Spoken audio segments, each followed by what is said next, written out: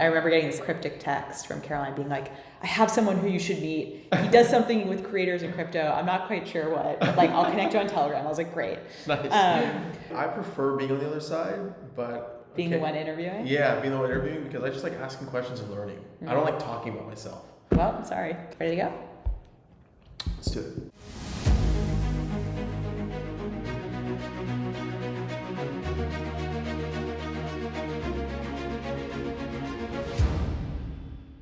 So my name is Adam Levy. I've been in crypto since 2017. I got started in college. I did community college for 2 years and then later transferred to USC's Marshall School of Business. Around that time, it was like 2017, I sort of saw Bitcoin at its 20K peak, which was like its all-time high. And I was like, how the hell can something be trading at like $20,000? I never saw something like that, at least on the public markets. So that's what caught my attention, but what kept me in was seeing what you can do with blockchain tech. So I thought that was really cool. Were you, sorry to interrupt, but were you like a stock person or like a tech person? I'm a drummer. I've been playing the drums since 5 years old. But so what caught your attention? My dad is very like the tech person in the family. Like my dad migrated from Israel and he was like one of the first people to come to LA from like the social circle. And he was always on the frontier of all tech, like everything tech related. So I think my love and interest for that came from him. And also I think a little bit of the music stuff. So what kept me in was seeing what you could do with the technology, but what it was doing for musicians. So very much like in parallel. So at the time there was a company called Media Chain, if I'm not mistaken. I think like Jesse Walden started a company, got acquired by Spotify. I was like, oh, you can do more than just like day trade with this stuff. So that's sort of what kept me in, and read the Bitcoin white paper, was fascinated, and this was around like my winter break. So I had like 4 weeks just to like catch myself up on everything that was happening. And then I started writing in Facebook groups on campus. If you want to learn about like peer-to-peer payments on a Saturday at like 3 p.m., doing like a whiteboard session. Okay. Don't laugh. I know. But like 3 people showed up. And then did it again the next week, like 5 people showed up. And then at the time, there was like a club that was starting. What sort of was like 5 people on a weekend, then slowly turned to like 350 students on campus, at least measured by like the newsletter and like type of event attendance that we had. Where we did white paper roundtables, we did recruiting events for Coinbase, we did hackathons. We also like started like a venture arm where we'd invest in like projects, which was through a separate organization, but yeah, so around that time I got my first internship in the space too. I got started like working at a VC fund, one of Tim Draper's like subsidiary funds. It was a small fund. The other 2 partners were Alon Goran and Joseph Holm, and then Tim Draper. And learned a ton from them. Was working with them for about a year. That ended, and then I had the opportunity to study abroad, and I told my advisor I want to study in Switzerland.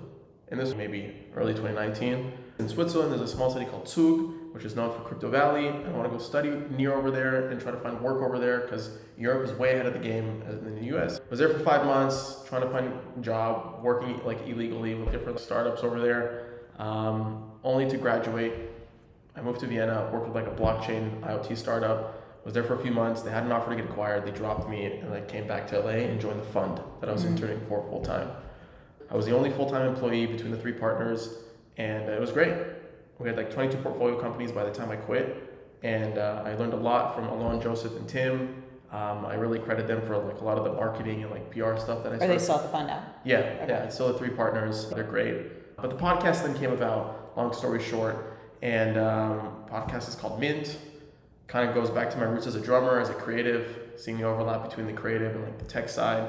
So I wanted to cover where crypto meets creators. I thought that was super interesting and super hot. So I started this podcast as a way to just like selfishly learn about the space, but also document what we're doing over here. Sure. Yeah. Awesome. How long has the podcast been running? So over 120 episodes, over a year. And I'm very lucky to talk to 3 types of people on a weekly basis. Crypto native creators, collectors / investors, and founders, all sort of building for the Web3 native creator economy. Great. Yeah. Well, we'll have to get some slow folks on here. There you go. Yes. Add us to the docket. Yes. So we first got connected through Caroline and Clay, 2 of my colleagues at Slow. Yes. So I guess you ran into them at an NFT NYC event. Correct, yeah. On the topic of NFT NYC, what was your diagnosis of this year's kind of events, given the market kind of backdrop? So kind of more broadly, and then with respect to the creator lens. So we're in a bear market right now, right? And typically when there's a bear market, a lot of the noise gets like sort of fleshed out. Yeah. But surprisingly enough, it was still, I think, the biggest conference they've had to date. And NFT NYC is like a creator first conference, right? So even when you were picking up your badges, you were able to identify what type of creator or individual you were in the space, whether you're music, art, fashion, like they had all these different lanyards, which I thought was really, really unique. So yeah, I think overall, like it was a great conference. I think what's even better though are the side events and the type of people that sort of like showed up to the side events. I didn't really spend too much time at the conference, but all the NFT related side events were really strong and they really curated like the right crowd. But was there discussion of what's happening in the macro backdrop, or was it kind of like, let's look the other way and pretend it's not happening, or? Yeah, so what do you mean by that? So like, was there discussion of what's happening more broadly in crypto markets, or were people kind of like continuing on as if we're in 2021? I think it was a combination of both. I think we have everybody realizes that we have no choice but to continue, sure, right? But I think there was also a lot of like speculation as to like what the future really entails, because the first wave of NFTs was very like gambler degenerate driven, right? But through the cracks, we're seeing like really innovative communities kind of come together. We're seeing really interesting creators sort of come about, new types of like technology sort of like get birthed that supports these new class of users. But it's crazy. It's cool for me to see, because when I got into crypto, it was even before DeFi sort of started. And like NFTs were just like starting with CryptoKitties when I was taking like Solidity classes at USC, right? And we like built apps, but nobody really knew what CryptoKitties were. Like it was just like a cool, fun thing to do. And I remember when I was at Draper Goren-Holm, the whole DeFi summer like sort of kicked off, right? And for the longest time, it's either you were basically like just like crypto was DeFi, right? Yeah. But then culture came into the picture and NFTs and DeFi sort of like emerged. But now we're at a stage, which I kind of learned from NFT NYC, that now DeFi and NFTs are sort of converging, right? Which is super interesting, because to be an NFT user, you probably also need to be a DeFi user at the same time. Right. So for you to get access to different currencies, you have to use Uniswap, right? And now there's people sort of like lending and borrowing their NFTs. So you're seeing like the two sort of overlap in real time. And I think NFT NYC was like a good hub as a way to kind of see like, what do the next few months look like? I also think though, with large crowds comes the deterioration of quality people too, which we love everybody's welcome, but if you're really trying to get like insane alpha, you go to FWB Fest, you know, or you go to MCon, where it's like the people who are actually like leading the frontier and like actively building, whether developers, or you go to DevCon, right? Like those may be the better examples of trying to understand what does the next few months look like or years look like from a tech point of view.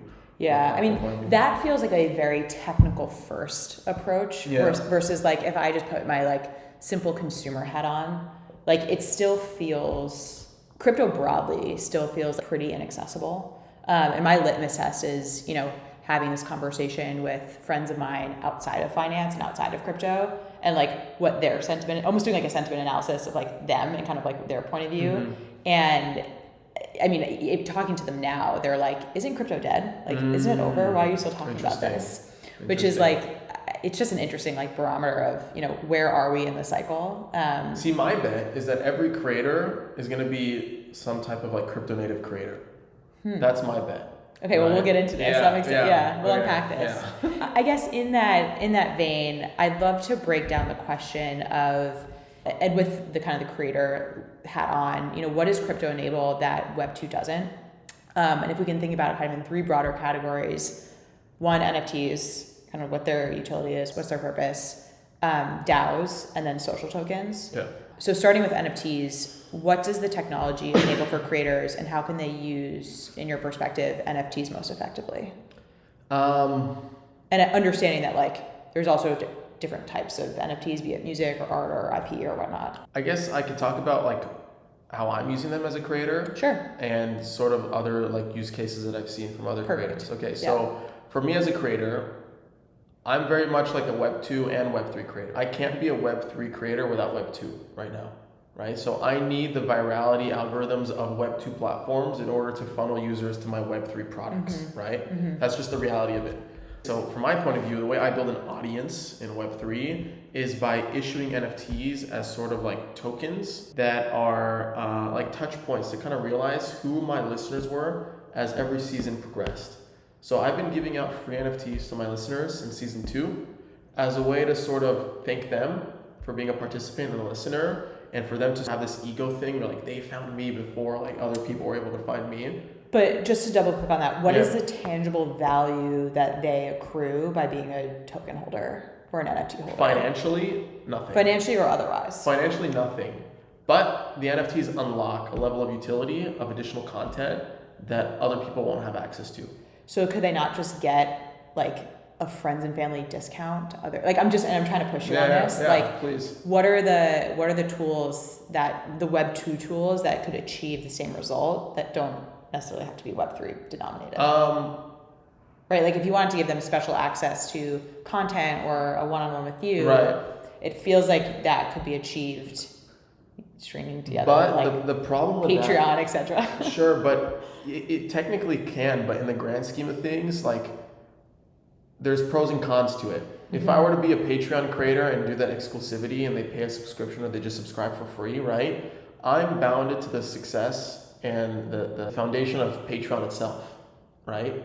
And you see this oftentimes, like some creators have hesitation with using these platforms because then they become so platform dependent, and then it's hard to kind of do anything else beyond that platform. We saw this happen in real time with the introduction of TikTok too. Mm-hmm. You saw a lot of Instagram creators sort of not do as well on TikTok because they weren't able to, one, transfer their audience directly from one platform to another, and a whole new class of creators arose through TikTok that otherwise maybe won't be as powerful on Instagram.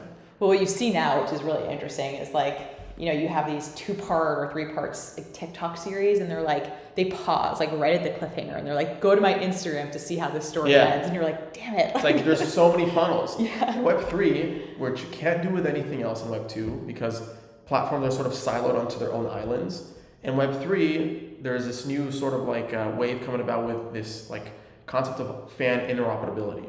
Okay. Mm-hmm. So in Web 3, creators are the platform, not depending on platforms to be creators. Sure. So what does that mean in actuality? In Web 3, when I have an NFT-based audience, I can sort of take those followers with me from platform to platform to platform to platform so that I can never get shadow banned by the blockchain, mm-hmm. right? I can take my audience with me depending on whatever primitive that I want to sort of like experience with next, whether it be an email list, whether it be Cameo related videos, whether it be whatever, a new Twitter type of thing. I can take those followers from platform to platform to platform. In Web 2, I can't do that. The same problem that a lot of creators sort of like experience in Web 2, where if I didn't get on the TikTok trend, then I'm fucked, you know? Right. And then I'm just limited to that platform. And then also in Web 2, you're also so dependent on like building and adjusting your growth strategies per platform.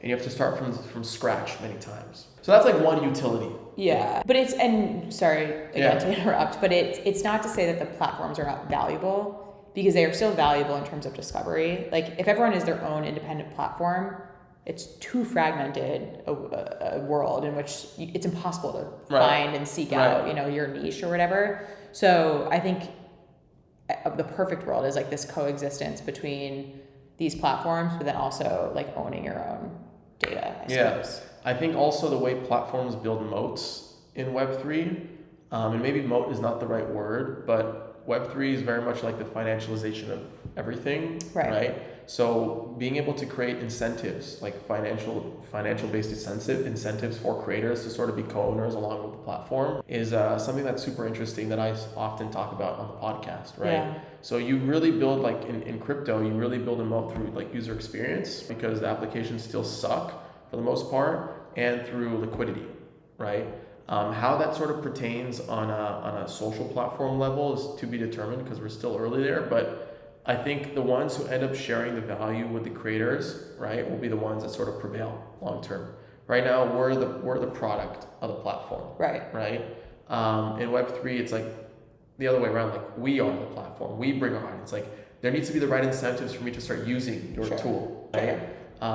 And one of the biggest ones is like me being able to take my audience from place to place. So if you don't have that, like I got to start from scratch again. So that's through NFTs. Also, there's the obvious of issuing a community-based collection and minting millions of dollars and building the minimum viable community, and then finding the common interests and common themes, and then trying to productize that somehow, or doing experiences and events or conferences, you know, which sort of you wouldn't be able to do that prior to this technology, because there's also like the primary and secondary marketplaces of being able to sort of be aligned with the financial incentives that come with collecting something. Again, it comes to the financialization of everything. As long as it's digital and you can tokenize it, then there's a market for it, whether it be big or small, which I think is like the part of the innovation here. Yeah, I think it's broadly like, how do you bring liquidity to these like previously super illiquid things, be it like member of a community or an illiquid asset class or what have you. It's interesting though. I mean, with respect to creators, I think one thing I hear a lot from creators is like they have an endless to-do list, right? Between content, editing, production, business development, sales, all that stuff. They're running, in many instances, small, like not even small businesses, like real businesses, and educating themselves on Web3 or NFTs or what have you is so low on their priority list. So knowing that to be true today, do you kind of see this bifurcation of creators between like pure Web2 creators and then Web3 creators? Yeah, Web3, just like TikTok, Instagram, Snapchat, Twitter, email, Substack, all these things are their own individual platforms. Same thing applies to Web3 right now. So you typically hear the phrase, or maybe I say this, and I may be the only one, but like there's crypto native creators. So they use these Web3 based primitives as a way to build, monetize, and own their audience in ways that they can't really do so on traditional platforms because they're bounded to the monetization channels and funnels of the platform itself, right? But what's interesting is because there's a new class of creators, it's like what happened with TikTok. It's like when new class of creators were emerging on TikTok, a lot of the attention started to shift over there. Yeah. Because they were either willing to able to build audiences in a viral way like never before, or they were able to get brand deals because they built that level of attention. Like same thing is happening in Web3. You're seeing crypto native creators sort of emerge, and a lot of the attention is being forced on them because now they're finding new ways to monetize and grow a community, but also on a smaller scale. So I think there's a really good tweet that RAC pushed out a few months ago where I forgot what the numbers were, so don't quote me on musician. The musician, yeah, the artist, I think Grammy award-winning musician, producer. So he basically pushed out a tweet. He's like, I had a music NFT drop, and 136 people generated the same amount of value, monetary value, that over 9 million listeners would sort of generate on Spotify, which is crazy to think about in the grand scheme of things. Now, you may question it and be skeptical, okay, how scalable is that? Sure. Because a lot of, RAC is like OG Ethereum, or like OG creator on the Ethereum network, and a lot of collectors understand him and have seen him around the block, so they'll bet on him. Like, is that scalable for other creators? I don't know, but also if you look at like the revenue model for like Sound.xyz, for example, even being able to crowdfund 1 ETH, like 2K right now, how many listens it's required to make 2K? Yeah, I mean, I think that also speaks to the unfortunate economics of the music industry. Right. That's a whole separate. But it's also for like views on YouTube, sure. right? It's also for views on YouTube, Facebook, right? Yeah. On TikTok. Right? So like TikTok has the creator fund. I may be misinformed. Maybe they've changed it since then. But from what I remember, like the creator fund is capped. Versus like YouTube may be more available because it's based off like the ad revenue, for example. So that's on the NFT base. Let's move into DAOs. So I may have a hot take. I think DAOs are more... We love hot takes. Yeah, I think DAOs are very much romanticized right now. I think there's a spectrum to DAOification. And I think a lot of people maybe want to try to be a DAO, but they're not yet a DAO. The way I see it for DAOs to really operate successfully, in the way I understand DAOs, is like everybody needs to be very much like of a go-getter and very independent themselves to sort of like co-create amongst each other in a way where they don't need to be micromanaged or led. That's how I sort of envision a DAO. Now, obviously it's not like that right now. Like you have people form pods within DAOs as a way to sort of like organize and make sure things are being delivered upon and whatnot. So there's a spectrum to being a decentralized organization. I think from a creator point of view, there isn't really like a decentralized creator if we look at it from one creator to an audience. But if you look at it from a brand, right, from like a community of creators to a group of collectors, there's a ton of those. Like Bored Ape Yacht Club, again, one of the most like profound communities. Almost everybody knows about them. I'll just use them because people may know them. Yeah. They, for the longest time, sort of just like had the NFT as like the access pass to the community. You could draw on the whiteboard, you can attend the events, whatever. And now they started to DAOify with the social token, the ape coin, right? And now they have like a DAO committee where if you're an ape holder, you can sort of vote on things for the ape DAO. So I like thinking about it like, what does a modern day fan club look like? Yeah. Right? And I see NFTs in the form of like membership passes as the entry point for starting a modern day fan club. And depending on which rarity traits you purchase, or depending on how many you buy, determines your contribution, your level of monetary sort of like dominance over the organization. So if I love Lady Gaga and she was more of a Web3 native person, I could see myself buying multiple NFTs just to support her and have a voice in the community, because I love whatever monster community, whatever brand thing is. But what's interesting, which we have yet to like crack the code on, the best community builders today don't manage the communities. If you go on Facebook groups and you search Lady Gaga, you'll see hundreds of Lady Gaga fan clubs where the Lady Gaga fans, they manage that group without any monetary incentive, without any sort of aligned whatever, without any tokens, without any NFTs, without any snapshot, none of that stuff. They just do it because of love. So that's why I'm not sure where this sort of fits into the grand scheme of things. Yeah, as you get my dilemma. No, I do. And as you're talking, like, I'm really struggling to understand why, like, if you take the fan club example, like, what about a DAO structure is advantageous? The advantageous part is that financial incentives are aligned, right? And you could sort of like quantify the financial incentives through participation, right? Where either one token equals one vote. And if I'm a big fan of, like, let's say, I think the best example is like Daniel Allen.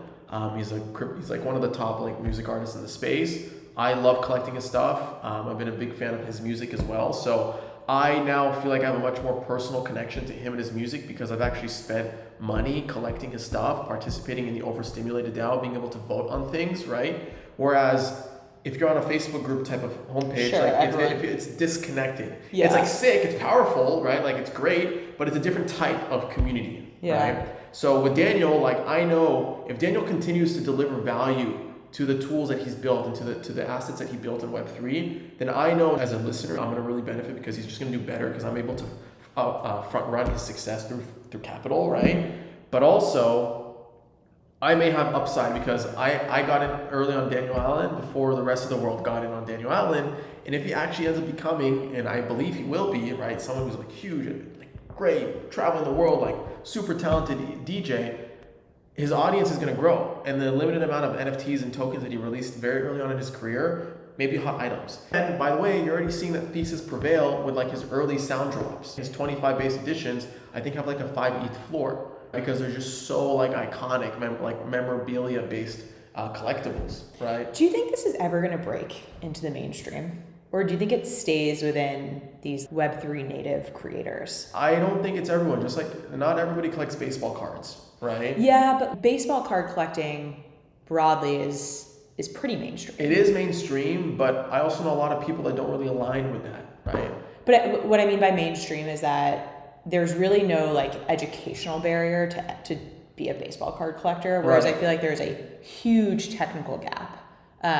If I'm a regular way music aficionado, right? Like, for me to participate in this structure feels like a really big step versus what I'm used to today. And it may just be that like the consumer interfaces on some of this stuff have just like not evolved to that place. But I look at it from this point of view. Okay, there's this great interview on YouTube from the early days of the internet. I think it was like one of the late shows. I forgot who was the host and who was on there, but it could have even been like a news segment. I don't remember.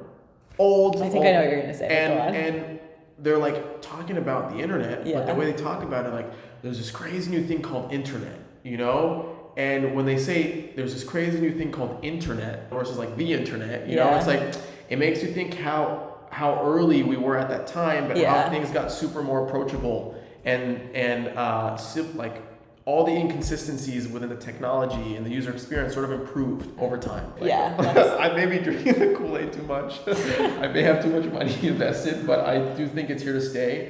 And it goes back to my thesis, like, every creator is going to be a crypto native creator. Yeah. You know? I guess I straddle this world of like, so like non-crypto people, but then I also have a lot of exposure through work and otherwise. Right. That like, it feels like this consistent struggle trying to reconcile these two worlds, and like, when does it actually converge, and what is the catalyst that drives that convergence? But anyways, fun conversations. So the last category are social tokens. Right.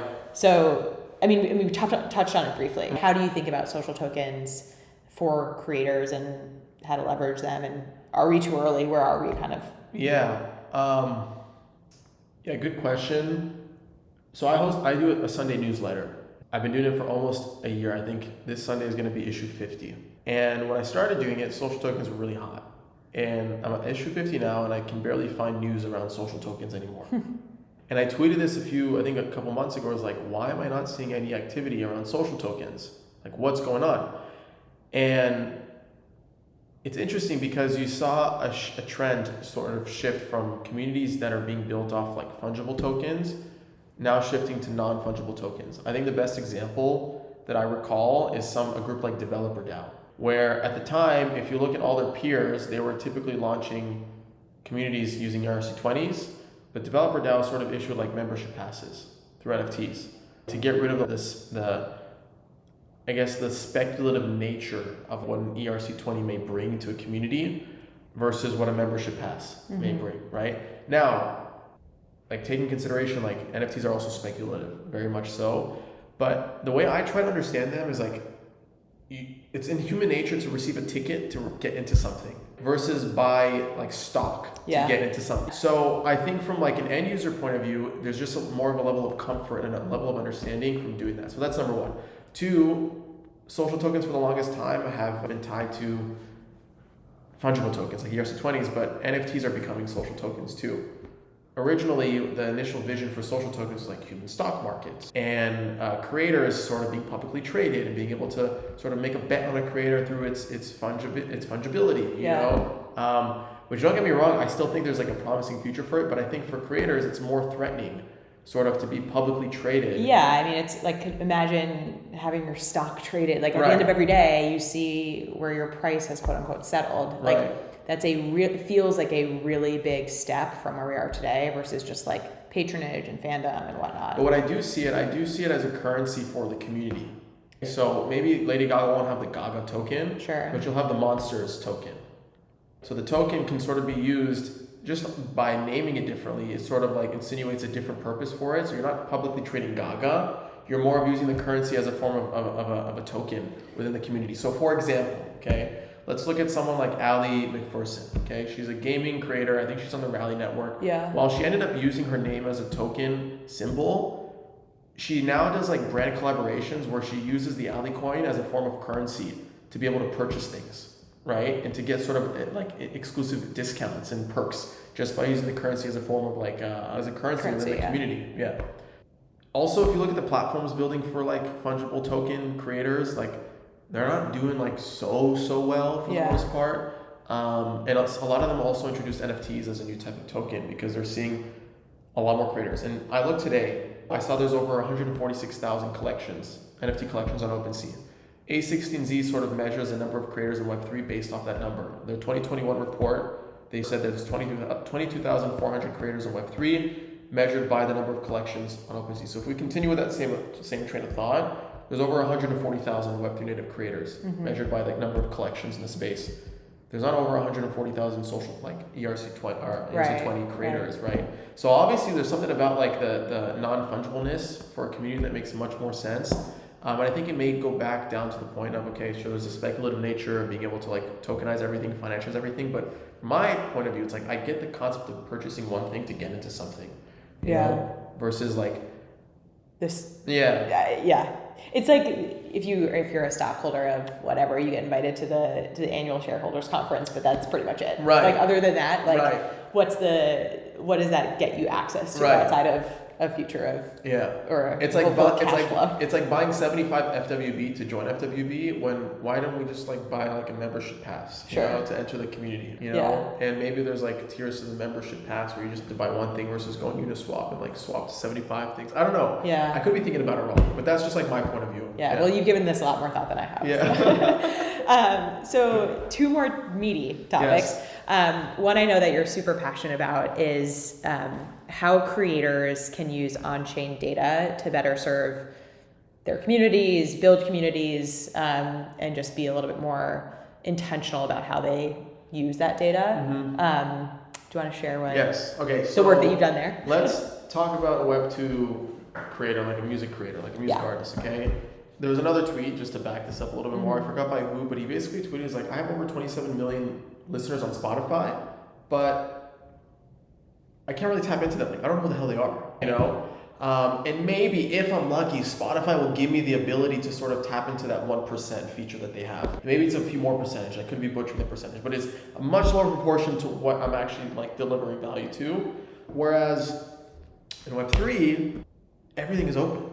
Everything is transparent. As long as we're building on like an open network and everything is built with like the same consensus algorithms and the same sort of like primitives and the same amongst different, like if we're all building on the same sort of mission, right? Which is, let's say, the Ethereum blockchain, then everything is publicly accessible. So this goes back to my thing as a creator. Like if I'm posting on Twitter, like sure, Twitter provides me data and analytics around social metrics, but I don't really get much more than that, right?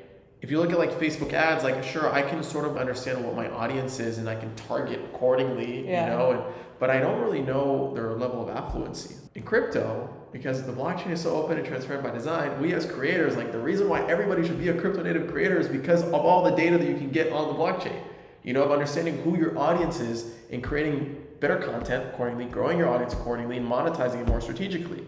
What do I mean? I give out free NFTs to my listeners, like I said, every single season. Majority of them are now sold out NFTs. I think it's like over 10,000 NFTs today. For the longest time, I knew nothing about who my collectors were. Right. Okay. Which sort of like and bothered collectors me. being listeners in this. My listeners, but those who sort of minted my free NFT. Right. Okay.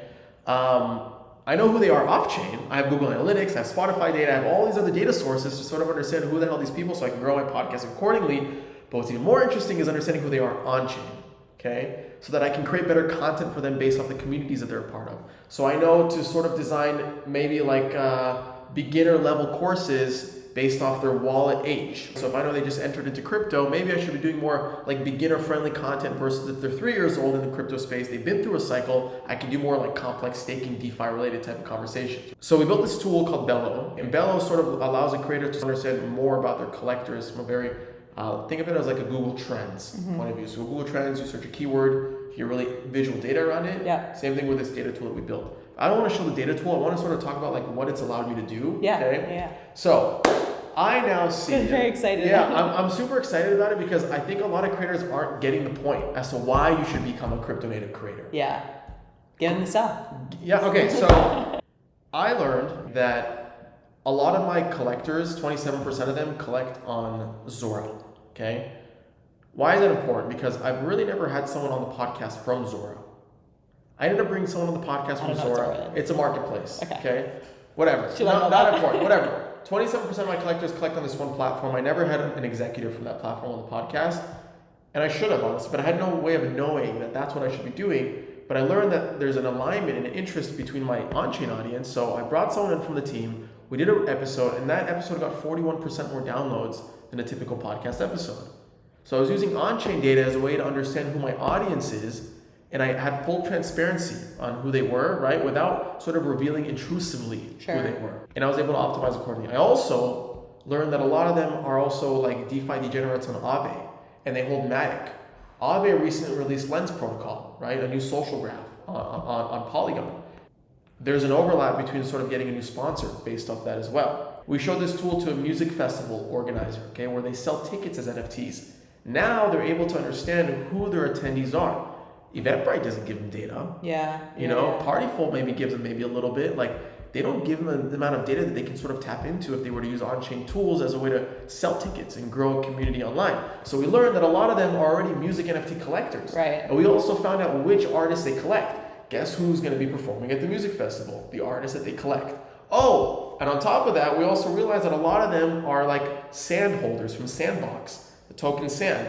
That's a sponsor for the festival, right? There's already an audience alignment over there. So you're able to see on-chain data as a way to sort of further guide your audience growth strategies, your monetization strategies. Another interesting thing is like... And stupid question. No, stupid Can this ever be, because I'm just thinking like GDPR, like California protection, all that stuff, can this ever be regulated? Or like what governing body would step in and regulate this sort of complexion of data for users? You got to think about like to what level they would regulate it, because everything is already anonymous. Sure. Unless you like, unless you're you dox ENS yourself. name Unless or whatever, you're like yeah. me, like an idiot on Twitter where I go levy.eth, sure, right? And yeah. you can see my address, right? Then that's on you, right? But I would argue there's more anonymous people than there are doxed people. And I guess the average like address holder is not complex enough such that they're making, you know, multiple addresses for each different activity that they can like really obfuscate. Yeah. I don't know how to pronounce it. I think if anything, the activity. government, like, it's crazy to say, but the government would actually love something like this.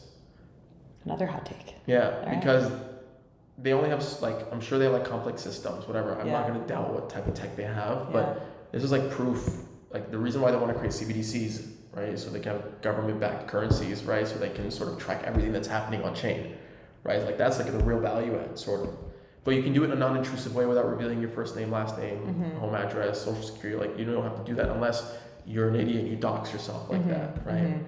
So from a creator's point of view, when you talk about building an audience, the more information you have on your audience, the better suited you are to create better content for them, to monetize better, to create better experiences for them, and to just be an overall better creator, right? And already in Web 2, the smartest creators in Web 2 use data. They like Mr. Beast. There's a great interview with him on Joe Rogan where he talks about he's obsessive over YouTube's analytics, tracking like thumbnail performance. And if he can't figure out what thumbnail to create for a video, he won't post the video. But that's not it's user data insofar as you have like click-through rates and views and stuff. Exactly. But it's not like user data. Sure. Yeah, it's like performance-based data. Right. Yeah. Right. Yeah. No, I think there's definitely an opportunity there. Yeah. So in that same vein, in terms of anonymized data and whatnot, there's this whole trend within crypto in and around pseudonymity. You could spend an hour on crypto Twitter and whatnot, and like no one has their actual face in their profile picture or name in their handle. So how do you square pseudonymity with being a creator when being a creator by definition is personality led and identity led? Good question. Another hot take, maybe. I think like the creator economy will grow as a whole as more pseudonymous creators sort of get normalized. And what do I mean by that? It takes a lot to be a front man or a front woman to go in front of a camera, right? And like do a dance and like be very vulnerable like that, right? I know a lot of creators that do that, but I also know a lot more people that really enjoy doing that, but don't have the balls to go on camera and like do that whole entire thing. So being a pseudonymous creator actually reveals a new level of comfort for creativity, where you can maybe feel more like yourself without really being yourself and construct the identity that you want to be seen by others, right? So I think it's actually very net positive for the space. And a lot of the Twitter characters online, if you haven't met them at conferences, you would otherwise think they're anonymous or pseudonymous, whatever it may be. Right. And they post like the most like crazy shit online, but you don't know who they are in person, But that's part of their character, like that's part of their personality. And I think that the most important part is just being consistent with that character, whoever it is, right? It almost doesn't matter who's behind it. Yeah. So as long as it's the same person through and or character or whatever through and through. Yeah, and there's this one podcaster that I came across. I think it's Jacob or whatever. I just remember his website being blue. Okay, and he has really top guests. He's killing it. He's doing a great job, but he has no like social profile online. And I maybe discovered him after he maybe doxed himself, but I haven't really found anything. But I now know him as like Jacob. I don't even know if that's his name, like his real name, but I know him as like Jacob Blue, like that's what I remember him as, and he's a pseudonymous like creator. He's a podcaster. Yeah. And you're also seeing AI tools being built sort of to like manipulate people's voices so that they can sort of sound up who they want to be. And now you're seeing like avatar-based tech sort of being created so that they can become the PFPs virtually. G-Money does this really well. There's another one, he helped start Vayner NFT. I'm blanking on his name, so forgive me, but he created this company where you can create avatars of your PFP, right, and be that character, whoever you want to be, right? Yeah. So. No, I buy that it actually expands the opportunity set. I think it brings more people. It makes being a creator more accessible to more people. And then I also think with respect to brand building, it's a really interesting opportunity just because it feels like because you can be whoever you want, right? You can be like a tree avatar or whatever. It can be anything, not just a single individual or person. And so as you think about brand extension, you can just get a lot more creative. Also, a PFP is like the perfect like sort of template to sort of form yourself into a different character, right? So I think a great example of this is Goblin Town, and they're sort of known for their like rabid voices that they create that's like super funny. They had a Twitter space that went viral and that a lot of the community participated in, and they sort of like, that's like a creative act, you know? And there's a tokenization element where it's financialized, and a lot of like the floor went up like crazy, and everybody that minted it for free made great money from it, you know? So that's like an example of like creators as a collective, right? Super interesting. Well, what is one piece of advice you would give to creators that either want to learn more about Web3 or just get smarter on the space and just are very intimidated by it today? So if you're a Web2 creator, for example, trying to get into Web3, and you have some type of an audience, do a Twitter poll, an Instagram poll on your story, and be like, who's interested in crypto, who's not interested. Whoever says they're interested, DM all of them a link to join a Telegram group chat, give them a free NFT, and then sort of start building some type of community. As long as you've given them some type of like on-chain asset, whether it be a POAP, whether it be something that you mint for free, whatever it may be, just get them involved. And I think that's the best way to sort of migrate your Web2 community into Web3. Right? There's another concept in crypto called like the minimum viable community, right? We first build out audiences and then we productize them. Creators are like the definition of that, you know? So there's never been a better user for crypto tools than the creator, right? They embody naturally what a Web3 sort of like environment sort of looks and feels like from a decentralized level. So go on Instagram, put on a poll, who's into crypto, yes or no? Everybody that marks yes, DM them, send them a link to Telegram, and then send everybody a pull-up. Just give them a free NFT, just get that involved, and then start from there. Do like a weekly session where you're just like, so what do you guys want to do now? You know, like, I'm curious about this. What questions do you guys have? You know? And then if you want to do a drop, like create videos on how to start a MetaMask and how to transfer money from one place to another and get your audience familiar and comfortable. I think that's what I would say. It's good advice. It's the playbook right there. Well, thank you so much for doing this. For sure. I appreciate Thank you for having me. you joining. Great. That was awesome. Good stuff. Sweet.